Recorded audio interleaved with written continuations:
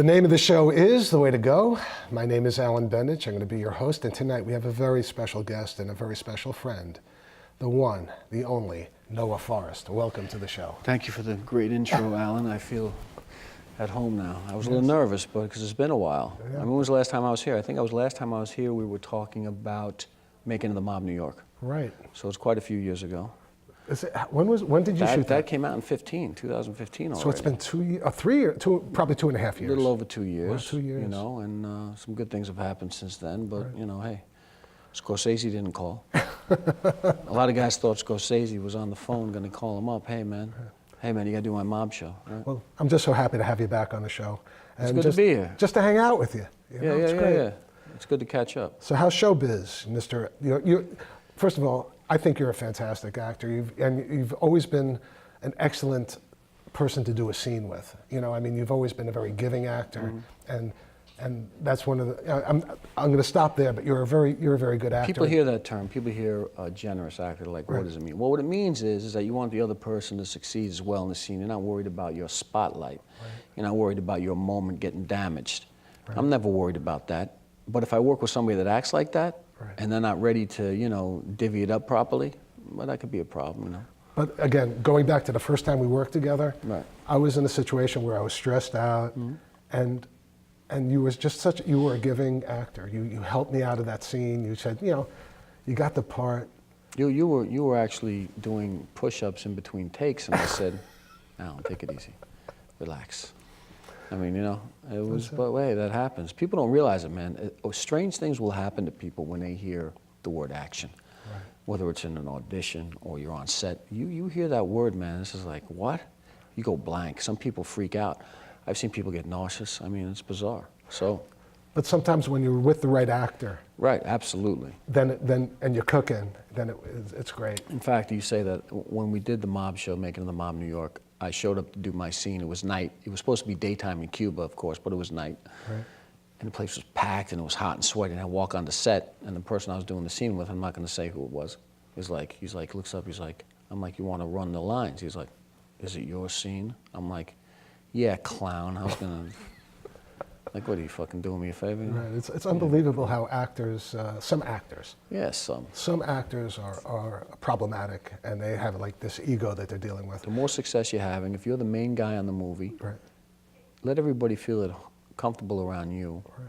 You don't play it up, man. You let it speak for itself. It is what it is, right? Right. I worked in some movies in Hollywood, and one of them was, I actually had lunch with Richard Widmark, and this guy was like the nicest guy on this. I mean, if anyone could have an attitude, it's people like him. Widmark, you know? Yeah, he's a legend in the business. Right? And he was like just a down-to-earth person. I think the more successful and confident you are in yourself, the less airs you have to put on. Hey, man, I don't need people running around. You know, I would be, the more success, I'd be like very content just being at peace. So what are you up to now? Well, what am I up to?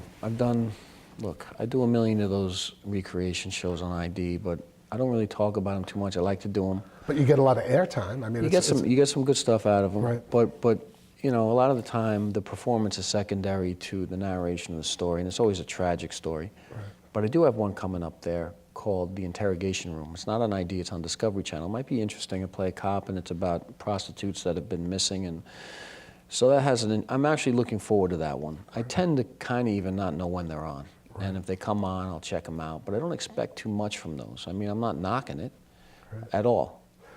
You know, I did a feature. I think we're going to show some of that. That's coming out, and I'm looking forward to having that. And I did something else that we're going to talk about extensively. That's coming up here in a minute, I think, or next time. Next time it will. Right, next time. Right, but how did, again, because it's been a couple of years, how'd you get your start in showbiz? I mean, I hate the word showbiz, but I don't mind you say it. Right. It's so cheesy and fake.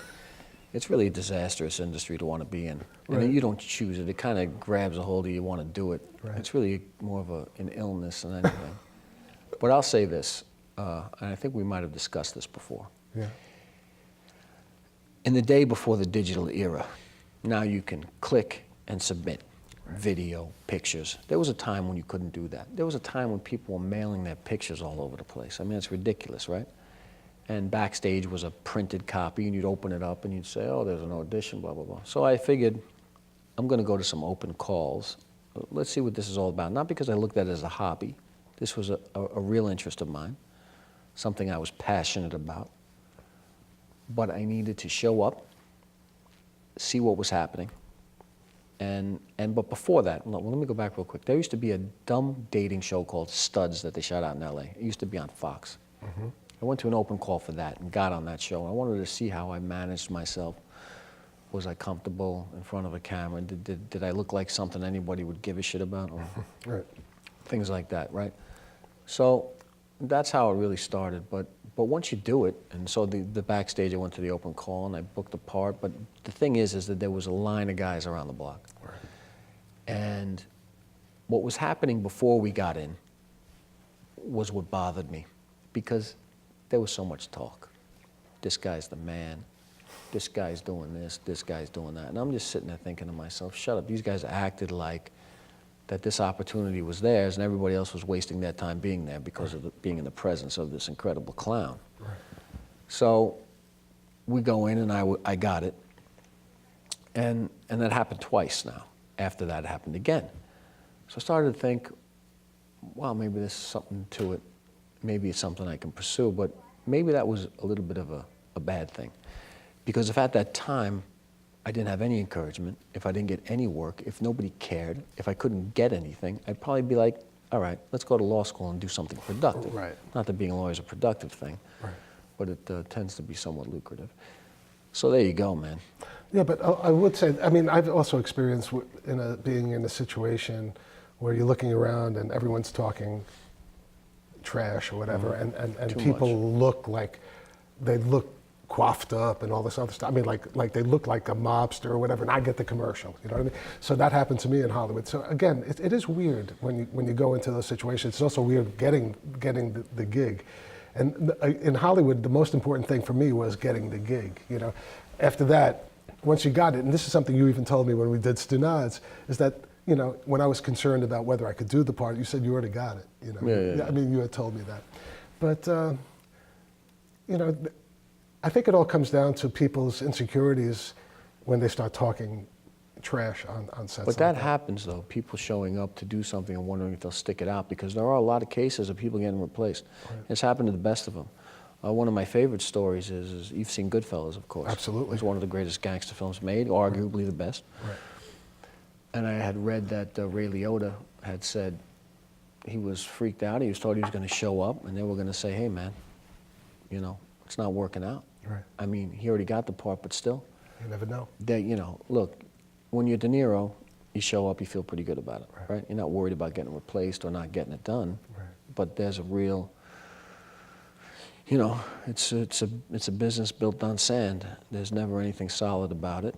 And if it's a Scorsese film, you could definitely get replaced, right? I mean, yeah, I mean, he's pretty, from what I heard, I mean, I've seen him working. I mean, here's a good story.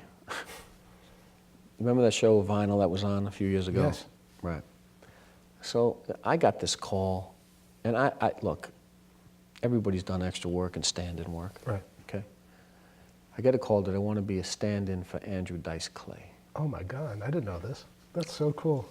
Yeah, but for me it was like, all right, yeah, sure, I'll go there. Okay. He was a great guy, very nice. He's like, hey, you're going to be great as my stand-in. I'm thinking to myself, look, man, I'm not here to be a goddamn stand-in. But he was a cool guy. Right. There's a moment that I'll never forget when they're setting the shot up. Scorsese comes in. Scorsese walks onto the set like Caesar. Right. There was a ladder there, and he just walks by and goes like this, and some guy comes scrambling out, picks it up and moves it. He just goes like this with his hand, like things levitate. You know, it's like, That's hilarious. But I'm sitting in the spot where it's going to be Clay because he's the actor, Right. and I'm the stand-in. Scorsese gets on the camera, and he looks in the lens, and he picks his head up, and he holds his gaze on me for a couple of seconds. And at that moment, I thought to myself, what could happen? Maybe he's going to say, hey, there's something for you here. Right. That's not what happened, though. But that moment, and it's a painful moment. Right. He's looking through the lens at me, right. But I'm not working. Right. Needless to say, I never did stand-in work again. I never Right. would do it. I don't care. I don't want to know about it. Right. I can't be on a set unless I'm the guy doing it. It's rough. It's Pain, rough. man. I know. So that was one of those moments where I was like, wow, all right. But that was interesting. I did stand-in work on Moonlighting for Curtis Armstrong, who played Booger in Revenge of the Oh, Nerds. right, I know. And it was interesting. I enjoyed doing that. And it was in Hollywood when I was a young guy and all this stuff. But also, being a stand-in, but one thing happened. I started off as an extra on Cagney and Lacey. And the producer, one day, I was an extra in a courthouse. And the person who was playing, it was an episode about this guy who is on trial and all this stuff. And the guy who was playing the part didn't come back from lunch. Mm-hmm. And she was looking for someone to play that part, the producer-writer. And she's looking around, and one person's pointing to that person, and she said, no, no, no. And all of a sudden I'm realizing that she's going to point at me, and it's going to be me. And that happened. It was like a magical moment. Sure. So actually, I got my break on Cagney and Lacey because she pointed at me, mm-hmm. and then the rest was, was 3 years of history. But tell me a little bit about Jay Mancini, because it's a good story. It was a good script. It's about a guy who's producing movies, but he has no money, so he'll do whatever he can to produce a film, like a lot of people will. Right. And he's pissed off some people. He's borrowed money from the wrong people, and so it becomes a murder mystery. Right. And so who's done it? It's a whodunit about a guy who works in the business that we're interested in working in. Right. So that's what's interesting about it. And two of the people in it are very talented people. A guy I'm going to give a shout out to, William Galatis, okay. and Michelle Demelza.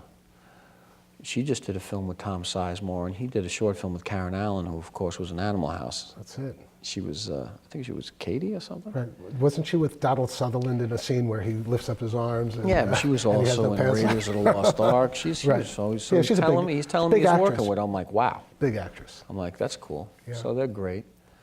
And the things in post, and these things take a while. But you did bring a clip to the show. I think I did, yeah. Would you like to share it with our audience? I think I might be able to do that. Okay, so let's take a look at this clip. Let's give it a ride and see what's going on.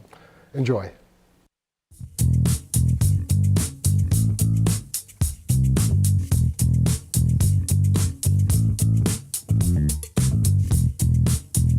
Okay, here we go.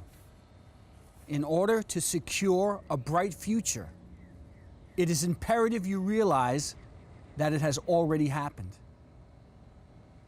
Okay, this is good. I've been busting my ass on things for the last 30 days. 30 fucking days writing those checks in my mind, envisioning what you're gonna do for me. Who the do you think you are?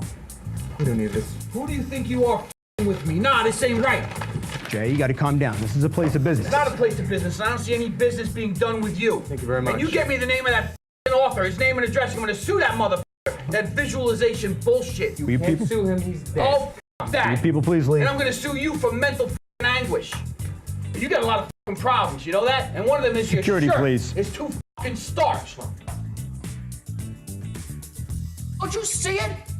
We're kiting checks all over town. Okay? You know that Nate's going to the Labor Department, and we're on a first-name basis with the IRS, Jay. I got that covered! You got shit covered! All right, now I'm gonna walk in the room. And at first, it's just gonna be me and the salami guy. I think it's pronounced Holasami, Jay. Who cares? It's not who cares, Jay. You gotta know the guy's name. Well, how do you say it? I think it's What do pronounced... you mean you're not sure? I don't know. I think it's pronounced... You know what? Hello, Sammy. Say that. Let's just call him Bob. Ah! Give me your phone. Give me your phone. Hello? Yeah, give me the Stanford Police Department.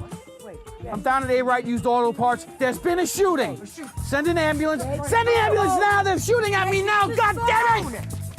Take this. Places, everybody. When you see the cops and the ambulances come around the block, do as I told you. If you f this up, I'll kill everyone. I'll fucking kill everyone. Nate, come on! I'm done, Jay. You ungrateful fuck! That ungrateful Is there anything else you'd like to add to the story? No? Good! From the top. actually. It's not out yet. It's fantastic. I really enjoyed it. It was a They're very act- flowery language. Is that flowery? It's not G-rated, no. But I'll tell you what, there are some takes there I prefer than what's in the trailer, but there are two other people whose names I got to mention. Okay. The other girl on the sofa was Kristen Roderick, and the guy I'm yelling at, Nate, when he's leaving, was Odysseus Baylor, who does a lot of theater and stuff, very talented guy. So, look, you know, the industry loves it when you can make a movie Right. for, you know, For nothing. for nothing. Right. They love it if they like the story, if they like the characters. If you can do that, they love that. There are so many people that have made movies with nothing that were great, and then when they give them a big budget, they can't do anything with it. But they love it if you can do it at that level. Right. So it is what it is. I know. Sometimes, you know, and one thing I've learned personally is even though, like, I'll say the first show of Scriptless that we did together, we were talking about it, that was really a good show. That was. To me, that was like the best. And then Scriptless MD was okay. It was okay. But but some of the Scriptless short films that we've done are I thought good. we did a lot of great work with Scriptless, and I Right. think the thing that was really attractive about it, from a performer standpoint, is the improv. It was fun. I prefer that, actually. If everybody would let me just make up my own lines every time, the product would be so much better.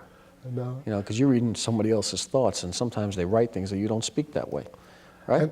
And I think to a certain extent, especially if you place a character in something that fits like a glove. I mean, I think that I loved casting you, and I was so happy that you said yes when we started doing Scriptless. It was like magic. No, it was great. You were great.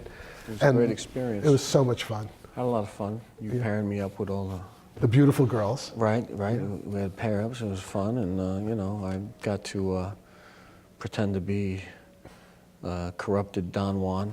Right. It was fantastic. Well, wait a minute. Maybe I was once a corrupted Don Juan. No, now I'm a. But I just remember the other actors on the set we wish they were you in these scenes. I know that. It was fun. I have to say hello to Kim. Hello, Kim. I Yeah. love you. Miss you. Yeah. I miss you too. Kim, you're awesome. Love you, Kim. Emma's out there too. The two of them in the Bahamas now. Oh, so wow. They're having a good time. And we're here in the Mamaroneck, right? I like it here. I like it too. I like not traveling. I like hanging around talking. That's it. So what's the next gig that you're going to be doing? The next gig is I'm doing a film where I have, like I told you, it's like 4 pages of monologue, Right. and it's like, it's probably the most longest monologue I've ever done. And it's going to take me a while to get off page on that. I'm working on it and working on it. So how do you, what, if you don't mind me asking, what's your process? Because I know my process is like I go in the basement and I'm just like, you got to shut lock out yourself everything. away. You got to, but I break it up into pieces. Oh, interesting. I'll break it up into sections, paragraphs. Once I have a paragraph memorized, next one, next one, next one, next one. Then it kind of just loops all together in kind of this continual memory that I can do. It's amazing because, you know, in school, like math and things, I mean, look, I couldn't remember anything, but for this, for some reason, maybe it's because it's something I want to do. And typically when I want to do something, I can accomplish something with it, but whatever. See, you're a very confident person in front of the camera. That's one thing I know. I mean, and you don't get frazzled, you know, and that's something, I'm just the opposite. Like I'm a nervous wreck all the time, but I enjoy it. I love being on that edge where, like where. I've had some moments that were tough though. I mean, I had a thing I had to read for, and I don't know, maybe I didn't drink enough water. I got a little dehydrated. Okay. I got a little lightheaded, and I was nervous because I was starting to get a little weak, you know, man. So there are moments, it's not always perfect. I mean, you know, sometimes you have to be properly prepared, and sometimes you got to go in when you don't feel you're greatest. Have you been in situations where you felt that you weren't prepared and they come back and they say, wow, you were great, you nailed it? I got lucky today. I read for Blacklist for a decent part, and I got the sides when I went in there and memorized them in about 10 minutes, so I got lucky with that. Were you doing it, was there another actor or actress working with you on that? Well, when I went in the room, there was the casting director and another guy. Right. So that was a tense moment because I then checked the page to see how many people were in front of me. There were 5 people in front of me, that's it. Right. I had literally 10 minutes to get this thing down. That's it. And a little panic set in a little bit, but I came through it all right. The only course I ever took in Hollywood when I lived there was a cold reading course for this exact situation.